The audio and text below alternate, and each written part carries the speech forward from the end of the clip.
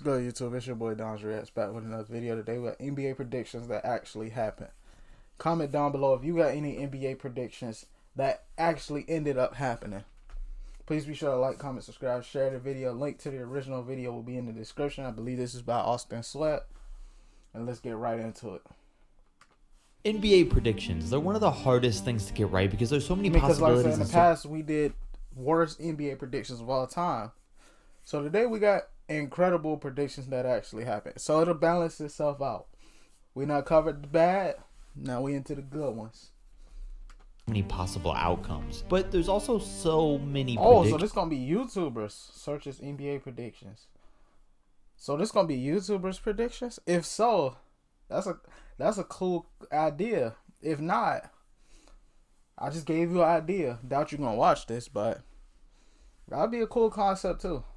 And if everyone predicts something, odds are at least one person's gonna be right. But in these nine, a broke clock right twice a day. Even Flight be getting stuff right. 9 greatest predictions in NBA history. I say NBA history. 9 greatest NBA predictions ever. So yeah, basically the same thing. Yeah. 9 cases, these predictions were either so extreme or so specific that I'd say makes them the best predictions in an NBA history, at least that I could find. If I miss any big ones though, do comment them down below because I want to hear them. But for now, here's what we got, and the first one is definitely one of the most impressive predictions I've ever seen. It's not completely accurate, some parts of it are off, but what they do get right is crazy. So they made a good sized Reddit post in March of 2013 about how the 2017 and 18 season would go, about 5 years into the future. Yeah, a lot of people do reads, these like 5 year, 10 years in the future stuff. I wonder how many of them will be actually right, because I seen one from back in the day that had Dragon Bender being a top 20 player in the league. Kyrie and LeBron have just brought a championship to Cleveland. Bynum has just won his 3rd ring in the World Bowling Championship. The Spurs are looking to continue their dominance as Greg Popovich hung it up after winning the 2016 NBA title. Right. After signing his final 2-year extension in 2015, Tim Duncan is moving over 1 seat to the coach's chair, replacing Pop. Veteran wing Kawhi Leonard, the 2017 league MVP, has just signed a new 5-year contract at below market value to help lure dynamic PG Kyrie Irving to town in search of the franchise's 6th NBA title. Now some things are inconsistent, but let's break this down. He says Kyrie and LeBron have just brought a championship to Cleveland. Originally, they won their title in 2015 and 16, not the 2016 and 17 season. So he was 1 year off. But think about it. At the time in 2013, there was no real reason to believe that James would be returning to the Cavs because he was still in the middle of his... he was in the middle of his Miami run. But I feel like it's only right that he returned to Cleveland to win them a ring, because Cleveland was down in the dumps after he left, like from a monetary point of view, like. And then the idea, once LeBron re-signed to Cleveland, everything went back up. The economy went back to booming in Cleveland because of LeBron. So he knew his impact and he owed the city something. So yeah. His 3rd season with the Heat, trying to win his 2nd straight championship against the Spurs. He would still play another entire season and a half before making his return. Not even to mention that at the time it was only Kyrie's 2nd year in the NBA, so to predict that LeBron would return, Kyrie would be the 2nd option, and that they'd even win a championship at all was insane enough. But let's move on. He mentions how the Spurs are looking to continue their dominance. Greg Popovich hung it up after winning the 2016 NBA title. They didn't win it in 2016, and I also believe Pop would have retired by now, but he has nothing to go home to. RIP to his wife. I feel like if his wife was still here, he'd retired by now. It would, and the next person I would have been Tim Duncan, or we would have had the first NBA, the first female coach in the NBA by now. But Pop has nothing to go home to, so I'm pretty sure that's the only reason he's still around. And Tim Duncan is moving over 1 seat to the coach's chair to replace Pop. I mean, he was close here. The Spurs won the 2014 NBA championship and Tim Duncan retired. And at the time, there was a lot of talk that Popovich wanted to retire too when Duncan did, and that he strongly considered walking away. Then fast forward to 2019 and Tim becomes the Spurs assistant coach, looking like he was headed towards taking Popovich's spot one day, but apparently he didn't like the job and quit last year. So this guy doesn't have all the dates right, but he pretty specifically correctly predicted how things were going going to go. He would go on to say that Kawhi Leonard won 2017 League MVP, which never happened, and that he tried to lure Kyrie Irving to win another NBA title. But don't forget when Leonard joined the Clippers in 2019, his first option that he tried to recruit. See, I didn't know this. I did not know this one. I didn't hear about this, actually. I just knew, because the big rumor was KD and Kyrie to not, Brooklyn threw everybody for a curveball. It was to the Knicks. So, yeah. Was Kyrie Irving. It just never ended up happening, which makes things even more creepy. Now this next one's a little more well known and even more bold, because as we know, in 2011 the Dallas Mavericks came out of nowhere, did the impossible, and won the NBA championship. Well, once they made it to the Western Conference Finals, it became public that back in October of 2010, Mavs guard Jason Terry got a tattoo of the Larry O'Brien trophy on his arm, predicting they'd win it all that. Not gonna lie, if they lost the championship, if they didn't make it this year, that would have been the dumbest tattoo Jason Terry ever gotten, because he wouldn't have had a ring. So he said that he contributed. He got it, everybody it ain't laughed like at Jason him. Terry some role player either. He contributed to them getting that championship. And thought it was a joke. Well, it went from him getting laughed at to him having one of the greatest predictions in NBA history. His teammates weren't out of hand to laugh at him though. Before the season started, the Dallas Mavericks were forecasted to finish with the 4th seed in the Western Conference. They were expected to be good, but not make any serious noise in the playoffs. This is probably the Mavericks run, even though they beat my Lakers in that playoff run. And I was upset at the time, big time, but this playoff run, the Mavericks, and then once they beat us, I just knew they had something special. But this is probably by far the greatest playoff run, because we were contenders. OKC was contenders, and they went on and beat the favorite at Miami Heat in the finals. So that was probably the greatest. And once they did make the playoffs, bettors had them as the 9th most likely team to win the championship. They had 8 teams ahead of them they picked to win it all before the Mavericks. So it was a bold move by Terry, and it paid off. And he definitely played a huge part in making that happen. But not so fast. He instantly ruined this awesome prediction by joining the Boston Celtics the next year and getting a tattoo of them with the Larry O'Brien trophy on his other arm. Yeah, you got it right one time, but slow your roll, Terry. Slow your roll a little bit. And not only did the Celtics lose in the first round, but he had the worst season of his career. Yeah, then he even took it one step further the next year and got a Brooklyn Nets tattoo when he joined that team. So come on now, Jason. You're now 1 for 3. Anthony Davis also had a moment where he predicted the future. It was in a pretty passive conversation back when he was in high school though. He was talking about how he got to go to LeBron James's camp, but was injured in the game LeBron actually played with all the students. So the guy doing the interview asked him if he thought he'd ever get another chance to play with LeBron one day, and he said yes. And fast forward a little over 10 years later, and he's playing with LeBron James. And now they got a championship together. That's a crazy That's a bold prediction to make, that one day LeBron's gonna be my teammate. That's a crazy prediction. That's his team. So hey, he was right. He got a second opportunity to play with him. But speaking of Anthony Davis, that also brings up this unthinkable prediction by Jalen Rose a couple years back. So back at the start of the 2018 NBA season, Anthony Davis was still on the New Orleans Pelicans. And by this point, pretty much everyone knew that he wanted out, but no one necessarily knew where he was going to get traded to because there were still a lot of options. Well, nobody knew except for Jalen Rose apparently, because on a September 27th, 2018 episode of Get Up, when asked, Jalen said that Anthony Davis would eventually join the Los Angeles Lakers for 2 of Lonzo Ball, Kyle Kuzma, and Brandon Ingram. And that's exactly what happened over. He got it right.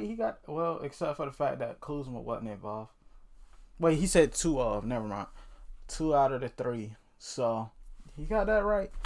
It sucks that they really thought Kuzma was gonna really be the best out of that young core. For 9 months later, in June 2019, Lonzo and Brandon Ingram were traded to New Orleans with a few other picks and players for AD. But he would even take it one step further, because immediately after that he was asked about what Jimmy Butler was going to do and where he'd end up. And at this time he was still trying everything he could to get out of Minnesota. Yeah, because tension was high between him and Thibodeau and Cat. There was some kind of big tension going on. So we could tell, and this is when the whole thing about Jimmy Butler being a toxic teammate came. It was just a matter of time before they traded him. So Rose then said that he would probably end up on a team that he didn't want to play for, but eventually he'd be a perfect fit with the Miami Heat. And I don't know if this dude went back in time to say that or what. This dude, Jalen Rose, got to have some kind of insider information. And then the NBA has to be rigged. I'm not gonna lie. Also exactly what happened, because at the time Butler's preferred destinations were the Clippers, Knicks, and Nets. He instead got traded to the Phillies. At the time Butler's preferred destination. Imagine Kawhi and Jimmy Butler together. I said that in a video recently, not knowing about this, but I say that Kawhi and Jimmy Butler Kawhi and Jimmy Butler would be a lot much better of a team than Paul George and Kawhi. With the Clippers, Knicks, and Nets. He instead got traded. Brooklyn, just imagine Kyrie, Jimmy, and KD. I don't think they wouldn't have had enough to get Harden if Jimmy Butler was on that team, but that's still a championship. That's definitely a championship contending team. The Philadelphia 76ers and played pretty good there, but Jalen was right. It wasn't where he wanted to be because he left after only one season and of course then joined the Miami Heat. That's exactly crazy, as he said he would do. Now for this next one, I really can't find the post anymore. I don't know what happened to it, but I remember last year reading a post on Reddit, and it was posted in 2019 before game 1 of the Eastern Conference Finals between the 76ers and the Raptors, where I remember the person posting something along the lines of, what if the series goes to game 7 and in it Kawhi Leonard hits a game-winning buzzer beater and redeems Vince Carter and the Raptors from missing his shot 18 years ago. And if I didn't know about this, that's more so a what if. Like he putting out a scenario, but his what if scenario turned into reality. So that's kind of cool. If you're not familiar, 18 years earlier in 2001, Vince and the Raptors were facing AI and the 76ers in Game 7 of the playoffs. The clock had 2 seconds left on it, and VC dribbles down and pulls up but misses the shot to win the series. And with Kawhi Leonard, he kind of pulled the same Kawhi type shot, except for it was on the opposite side of the court. That's kind of cool. Exactly what happened. He took almost the exact same shot 18 years later, inbounded the ball, then pulled up for the corner 3. But this time Kawhi made it exactly like this Reddit user kind of predicted. Man. Another extremely accurate and creepy prediction came from an NBA player himself in Pete Maravich. And at his this is what I think it is, this one was kind of dark. I'm not gonna lie, this is kind of, it's not incredible. I mean, it's an incredible prediction, but it's not like incredible in a good way. Because this one is kind of dark. Pete was an extremely talented NBA player that played in the 70s. During a 1974 interview, he said this sentence: "I don't want to spend 10 years in the NBA and die of a heart attack at age 40, which at the time was strangely pretty specific. And, well, you guessed it. In 1980, he officially retired in the NBA after a 10-year career. 4 years later, in 1984, he turned 40. Then later that year, he was playing a pickup game in a church gym when he collapsed and passed away from a heart attack. Due to a heart..." Yeah, that one was kind of dark. Yeah, that's dark. Whew.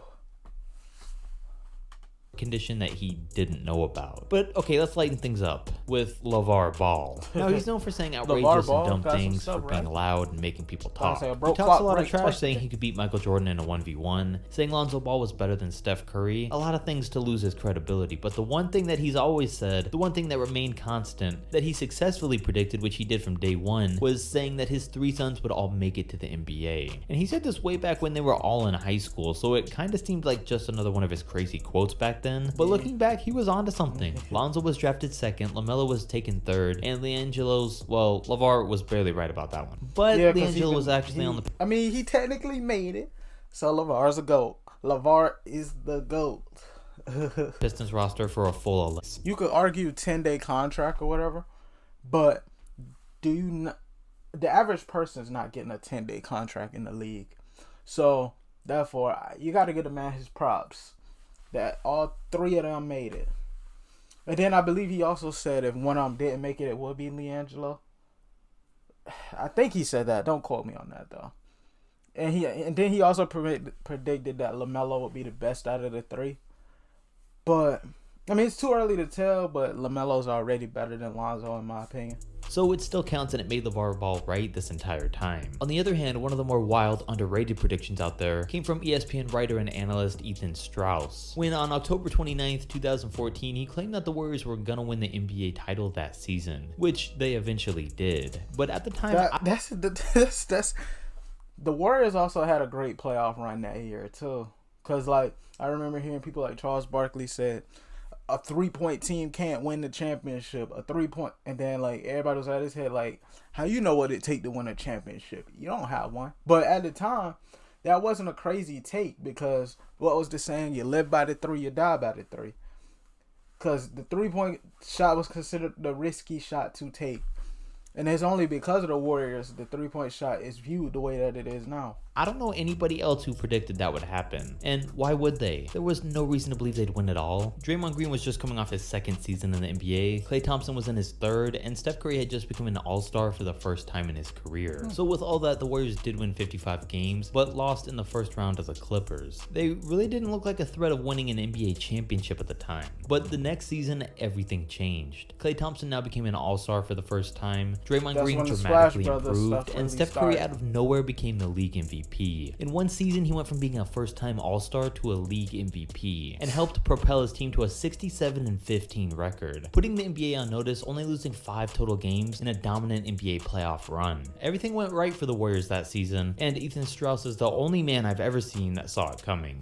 Then finally, I think the best way to end this out is with a Kobe Bryant NBA prediction. Now, I will say in Tracy McGrady's interview after his passing, he talked about how when he was younger, Kobe would always tell him that he wanted to pass away young so he'd have more of a legacy, and sadly, it ended up happening. But get that out of here. We want to end things on a good note, on a happy note, so here's one a little more upbeat. Okay. I also can't find the interview or article where he talked about it, but I'm 100% sure that I've heard this a few times, where one of Kobe's teammates tells a story about how in either his rookie season or early in his career, Kobe was sitting next to him on the team bus and sat there telling him about how when his career was over, he was going to have won 5 or 6 NBA championships, be one of the best scorers ever, and a better player than Michael Jordan. And the teammate looked at Kobe like he was crazy. But fast forward 20 years later, and 2 out of the 3 of those things happened. Just think though how crazy that... He's one of the greatest scorers, in my opinion, my favorite scorer. The reason Kobe was my favorite player of all time is because Kobe wasn't the strongest on the court. He wasn't the most athletically gifted. He wasn't the fastest. None of that. It's just he had the skill behind him, and he had the work ethic. It's like, even if you hate Kobe, I don't see how, but the work ethic that he had can be carried over to anything in life. That'd be for him to say. Imagine a young guy like LaMelo Ball coming into the league today and saying that. It doesn't really happen, and maybe if it does, that player's just talking tough, maybe making a joke. Even though he's not greater than Jordan, you could still look at Kobe and say that he's a top 10 player of all time. And that's a hard list to get into. I be hearing some haters say he's not top 10, but if you look at it from an unbiased point of view, Kobe's top 10, bro. Out of my mind that Kobe Bryant 100% believed everything he said that day. And day after day, year after year, he did everything possible that he could. The goal is always to be the best. It's just he was vocal about it. If we're talking predictions, it's just he was vocal about it. But anyways, please be sure to like, comment, subscribe, share the video. We on the road to 100.